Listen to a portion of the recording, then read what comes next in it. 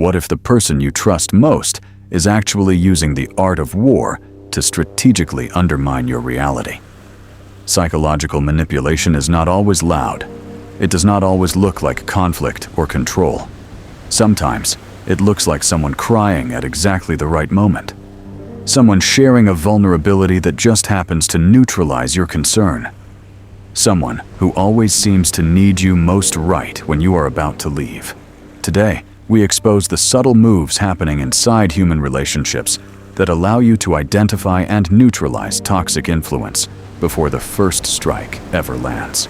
I want to tell you about someone. We will call her Amara.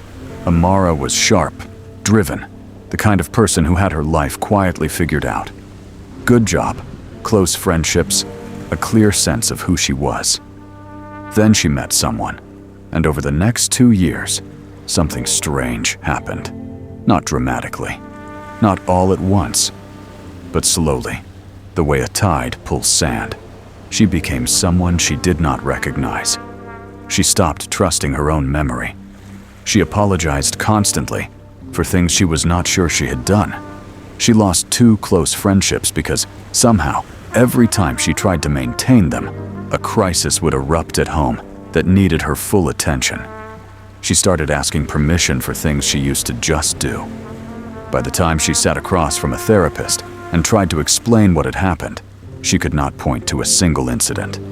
There was no dramatic moment, no obvious villain, just a slow, patient, years-long campaign of manufactured vulnerability, strategic chaos, and borrowed weakness that had quietly dismantled everything she had built. What Amara experienced has a name, and understanding it, piece by piece, is exactly what we are going to do right now.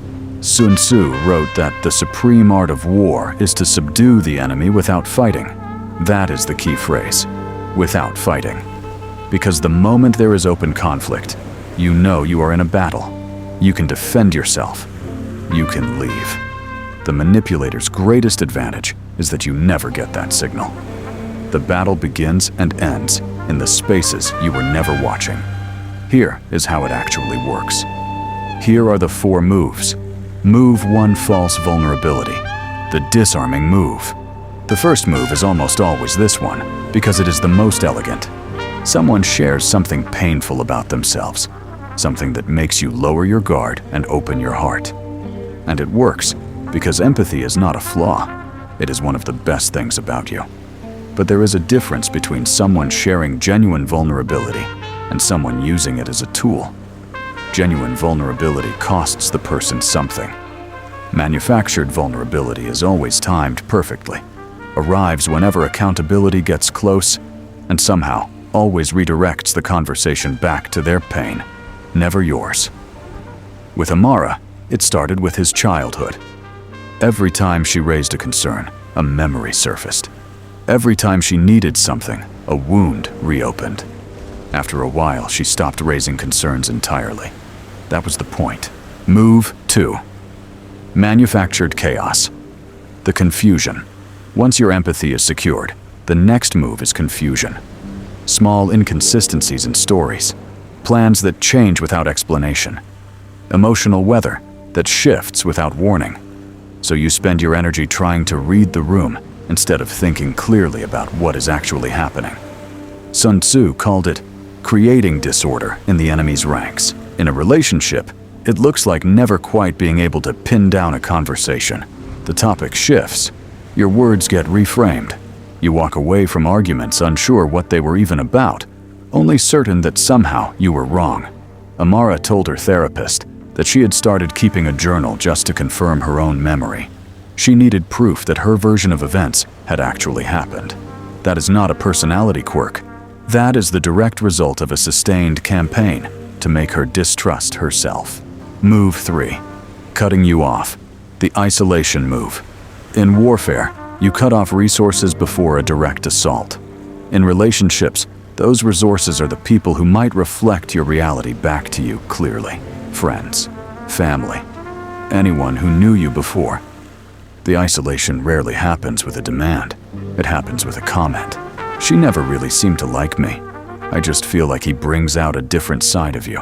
Slowly, seeing those people starts to feel complicated, uncomfortable, not worth the friction. And one day, you look up, and the people who loved you longest are no longer close enough to notice what is happening. That is not an accident. Move 4. The strategic surrender. The final move. This is where all 3 moves land at once. By the time it arrives, you are not being forced into anything. You are choosing, freely, from a set of options that were carefully built to leave you with only one real answer. You stay, because leaving feels selfish. You go quiet, because speaking up always costs too much. You shrink, because the version of you that took up space caused too many problems. None of this was demanded. All of it was engineered. The surrender feels like a personal decision. That is what makes it so hard to name, and so hard to reverse. Amara eventually found her way back. It took time, and a lot of uncomfortable clarity. But she did. The moment things began to shift was not when she confronted anyone or made any dramatic exit. It was quieter than that. It was the moment she stopped explaining away the pattern and simply let herself see it. Sun Tzu also said, "Know your enemy and know yourself." The enemy here is not always a person. Sometimes it is a dynamic you have been living inside for so long, it started to feel like your personality. Seeing the pattern does not make you paranoid. It makes you free. If any part of this felt familiar, stay close. There is more to come. Drop in the comments. Which move did you recognize first? Your answer might help someone else name what they could not.